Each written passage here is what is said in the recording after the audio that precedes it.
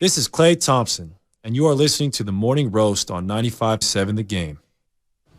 What up, Clay? See you tomorrow night at Gets Orlando at Chase Center, 5:30 p.m. Get there early. By the way, hopefully everybody got their bobblehead the other night. First 10,000 fans against the Pistons received an Andrew Wiggins bobblehead, posterizing Luka Doncic, although Luka wasn't on there. It was a great bobblehead.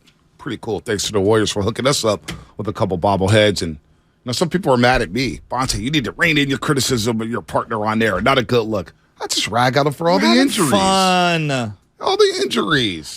You know what? I saw a thing yesterday from Equinox. Did you see this? Mm-hmm. Equinox was not. It's a gym. It's like I guess it's a. Oh yeah, down gym. There, St. Regis. I used to go there. So I've never been there. Anyway. Yeah, it's great. 3 levels. Wow. Well, They said that they were not accepting new applicants on January 1st. Why? Oh, because, it was like there's a marketing program. Like, it's January 1st for New Year's resolutions. If you want to join our gym, it's a mindset. We're in the middle of it. You can't just jump on. It's like. Are you serious? Yes. And as someone who just recently in the last couple of months is going to the gym as often as I've ever gone, more in the last 4 months than I have in my entire life, I commend anyone who's willing to make any life changes whatsoever, and I embrace that person. I'll high five them. I'm all about it. Screw you, Equinox. Even if it was a media campaign, like that's a terrible look. Yeah, that is terrible. I used to Gyms go should there. be a place of welcoming, not exclusion. Exactly. Yeah. People are Then more already people so would be insecure. healthy. People No are doubt. already. I'll tell you myself. The gym made me for many years very insecure. Even when I first started going, it's like I'm afraid of using this machine and that machine. Everyone's looking at me. I don't really know what I'm doing. And, and now I feel like a regular. Not that I am one, but like the point being is like it's so hard to just jump over that whole insecurity thing. You know what I mean? That whole Grand Canyon of insecurity. So anybody that's willing to do it, like support them. Don't. It's also alienate them. It's also tough not to get injured before a game. It's very tough. Mike Florio, Pro Football Talk. Mike, do you go to the gym? I don't go to the gym. I have a gym in my house. Sick. I don't go anywhere. I don't interact with people. People don't want to interact with me. I don't want to interact with them. What am I doing on this show? This may be a wrong number. Goodbye. That's pretty funny. I don't. That's pretty funny. I like being able. The hardest part is getting started. Yes. Right. Yeah. Thank you, no Mike. doubt. So if it's in my house, it's easier for me to get started. If I have to, like I have some errands I need to run today, and I really don't want to run them. I mean, that part of starting the lawnmower to actually put clothes on and leave the house is a pain in the ass. Yeah. So to have and so we have a room where we've got workout equipment. It's nice. I can go down there. I ride a bike for an hour every day, and I may not feel like it, but once I walk into the room and close the door, everything's fine and I get it done. So I would never be as disciplined as I am if I had to actually go somewhere else. And I remember when I used to go to a gym, you see people that you know, and then you got to have conversations, and that keeps you from getting your workout in. Yeah. It disrupts you, and it's like, why am I here? I got nothing done today. And Mike, a lot of unnecessary stress. When you're as popular as you are, you're probably getting everybody's sports opinions and everything. I can't even imagine. Selfies, everything, Mike. Yeah, that doesn't happen. It's funny. You know what's funny? I live here in West Virginia. I get recognized more in New York City than I do in the town that I live in. Isn't that amazing? That's respect. Yeah, that's is. actually respect. Yeah. The West Virginians respecting you as a local and respecting you as a citizen of great West Virginia. And then you go to New York City and or they're just there's that jerk. Let's just ignore him. Don't find that guy. Let's talk some football, Mike. God, Mike, you're on fire. You are on fire. We love having you on the morning roast. We've come a long way here. So Brock Purdy, and everybody's going crazy over Brock Purdy. He's played very, very good football. I'm shocked by it. I thought the Niners had no chance to stay in the race with Brock Purdy at quarterback, but here we are. And Christian McCaffrey's made a difference. As you look at the NFC picture, or NFC landscape, the playoff landscape here, are the Niners the odds-on favorite to get to Glendale, Arizona, in your opinion? As long as they keep their key players healthy. I've been saying that for weeks. They have a bunch of guys who will roll out of bed and run through and or into a brick wall, and the reality is sometimes the wall wins. And that mindset is very useful if you're trying to win football games, but when you have guys who play with no hesitation and a high degree of reckless abandon, you get various injuries. You get key players who aren't available to play. As long as they keep their key players healthy, I think they'll be fine. But the big test is going to be if they don't capture the 1 seed, that road game, wherever it may be, most likely Philadelphia for the NFC Championship game at this point. What's Brock Purdy going to do in that kind of an environment? I think that is where we're really going to see. But we've already witnessed what Kyle Shanahan will do with the quarterback position in the postseason. If he's at all freaked out by the quarterback play, he just runs the ball and runs the ball and runs the ball and runs the ball. That happened early in the second half of the divisional round game against the Vikings 3 years ago. He continued the Bob Greasy approach through the NFC Championship game. So, yeah, I have the 49ers as the number one team in the most recent power rankings that we've done. We didn't do them this week in the aftermath of the Damar Hamlin situation, but they'd still be number one if we had done them this week. They're the best team in the NFL. The key is keeping the key players healthy for these games that are coming up in January. You, me, Bonte, America, the Bay Area, Niner fans, the quarterback, the Niners, the quarterbacks, like 4 years in a row. It's been insane. What do you make of the Brock Purdy thing and all of the trickle-down effect, Jimmy, Trey, everything? Well, I get a kick out of what I see sometimes from people on social media who I assume know better, who will suggest that there's a great situation awaiting Jimmy Garoppolo and that he could walk into the quarterback job for the Super Bowl and win a Super Bowl. If Brock Purdy gets the 49ers to the Super Bowl, they're not benching Brock Purdy for Jimmy Garoppolo. If he gets them to the NFC Championship, they're not benching Brock Purdy for a guy who hasn't played in weeks. So I think it's going to be Brock Purdy and Trey Lance next year. I think yet another time the 49ers will politely decline any overtures that could come from Tom Brady if they indeed come from Tom Brady. And I think it's happened twice. We know it happened in 2020. I think it happened earlier this year, and they've twice told him no. And I think now with Purdy showing he can get it done, with Lance still an unknown commodity, those are the two guys that they should go into 2023 with at quarterback. But also, it depends upon how the rest of this season goes. If they win the Super Bowl without question, it's Purdy and Lance next year. If they get to the Super Bowl, it's Purdy and Lance. If they fall short, maybe they finally do give in to the siren song of the local boy from San Mateo who decides he wants to play for his boyhood favorite team and end his career on a high note with Super Bowl win number 8 and Super Bowl win number 7 for the 49ers. Mike Florio, Pro Football Talk here on the Morning Roast on 95.7 The Game. Mike, should the Niners fear the Green Bay Packers in a potential first-round matchup? The Packers, I believe, are more dangerous as the 7th seed than they are as the 1 seed. And I've been saying this since before the season even began, because when the Packers are the 1 seed, they are tight. They are nervous. They play not to lose. Aaron Rodgers is more careful about what he does with the football. He doesn't take chances down the field the way that maybe he would if they just get in by the skin of their teeth. They've got nothing to lose. Nobody expects anything of them. And that was the formula back in 2010 when they won the Super Bowl. They were the last team in. They won at Philly. They blew out the Falcons on a Saturday night. They were the number 1 seed at the time.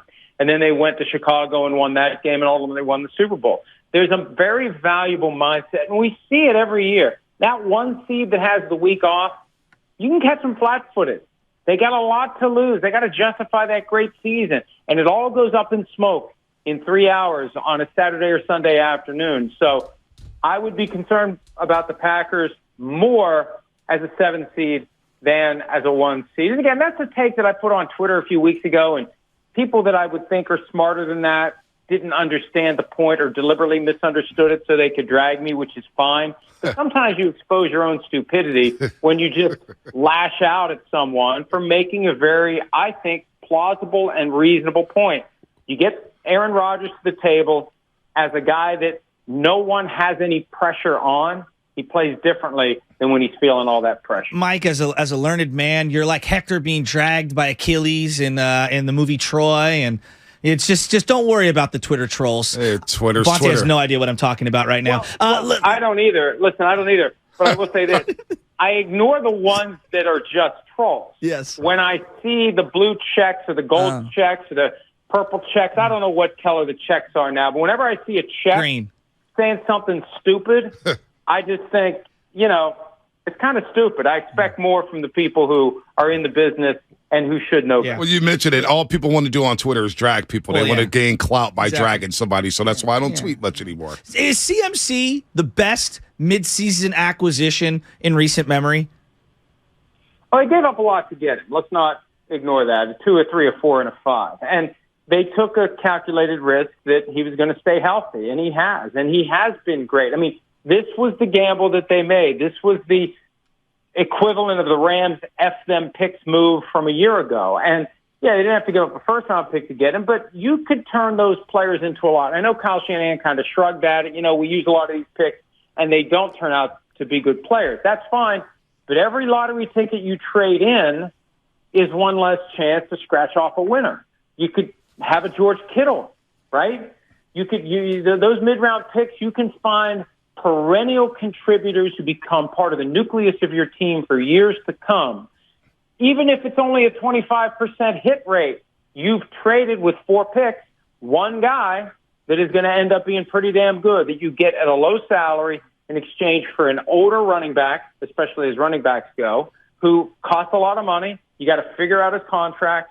It's, a good problem to have if he's playing well, but it was a hell of a risk. Hasn't he been worth the squeeze? I mean, they're 9-0 in games where he's been fully healthy and played the whole time. 9-1. I know that he came in for a quarter of the snaps against Kansas City, but he's been their best offensive player by far. Well, he has been, but look, what would Jeff Wilson Jr. have done if they had kept him around and used him more? And look at what he's done in Miami when he's had opportunities there.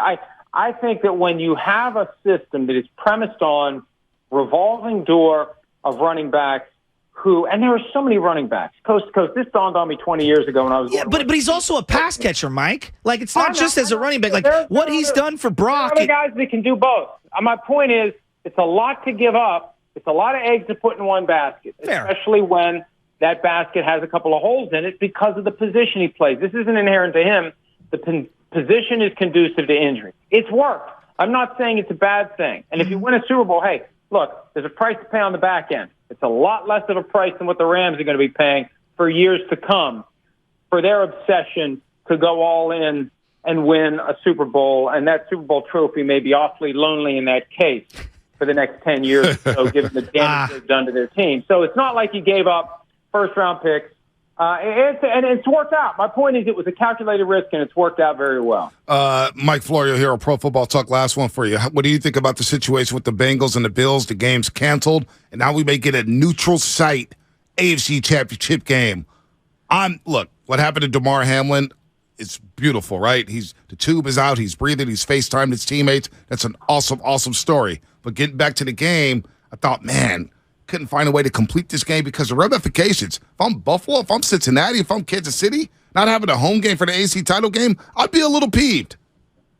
Well, and then you've got the Bengals who, if the Ravens beat them on Sunday and complete the head-to-head sweep, but the Bengals still have a better winning percentage based upon the 16 games they've played, the Bengals, if they're the 3 seed, would have to go to Baltimore as the 6 seed if Baltimore wins the coin toss. I mean, they've worked themselves into a crazy pretzel to try to balance out the scales of justice here. Here's what bothers me. And it bothers me for a variety of reasons. First of which is they never told anyone this as they were in the process of deliberating. And they've been generally transparent about what's happened this week. They've had multiple conference calls with the media. Nobody ever said during one of those calls, and as far as I can tell, nobody ever told a reporter on or off the record separately, hey, you know what? We've already got a rule for this situation. If a game's canceled, we've got a manual that has a provision in it. The game's canceled, all playoff implications and seeds are determined by winning percentage. Period. Yeah. So all this other stuff that they've done, what they're doing is they're changing the rule on the fly. They're making it up as they go. And that is something that they pride themselves on never doing. There have been bad rules that have been exposed over the years. We talked about it on our morning show today, PFT Live. 2008, Chargers, Broncos.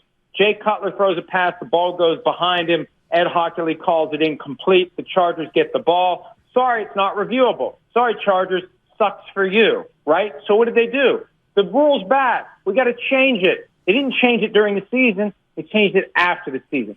When you change rules after the season, there's no specific team that benefits from it or is damaged by it. It's an objective exercise based on what's good for the game. This effort to try to figure out something that feels fair when you already have a rule on the book, I don't like it. And they're going to be meeting very soon at the top of the hour. And I just want to make sure the owners understand, and I've tried to be very clear about this, what they're doing. They're not just fixing a solution that there isn't or fixing a problem there isn't already a solution for. They're coming up with a new solution to replace the one that they've already picked. You go by winning percentage, no neutral sites, no coin flips, nothing else. And that's the rule they've already picked. And who's going to complain? Who would complain? We've already envisioned this scenario, and we selected a solution, and that's what we're going to apply. Mike, we do an awards show every year called the Doobies, and you have just been nominated for longest answer ever on the Morning Roast. Sorry. I love it, Mike. I love you. Hey, Mike, man, we're going to have you back. Who I am by now. No, we know. We know. That's why we always have you back We on. thought we were. Start playing the music, take me to the post, or just hang up on me. Hey, Mike, like I said, we've come a long way, man. You've become a favorite. Listen, I'm serious. Listen, you just dig up an old wound every time you say that. I'm serious. Don't be a smart ass. If you think I've given you a long answer, don't invite me back on the show if you don't like how long I'm talking. No, I love you on the show. You remind me of Kevin Spacey in American Beauty. I'm imagining you smoking weed and working out in the basement. I'm just telling you. I think I talk too much. You got plenty of other guests you can have on. Wow. I didn't mean it like that. Go get Playmakers a book. Playmakers, baby. It's a great book, Mike Florio. Hey, we'll talk to you before Glendale, Arizona for sure. Thanks, Mike. I know you'll be out there in Glendale. We'll see you out there. You're the best. Mike Florio, Pro Football. You gave me the Ric Flair treatment right there. I said what I said. I said what I said. I just tried to have a little fun at the end. Hey, man, he does not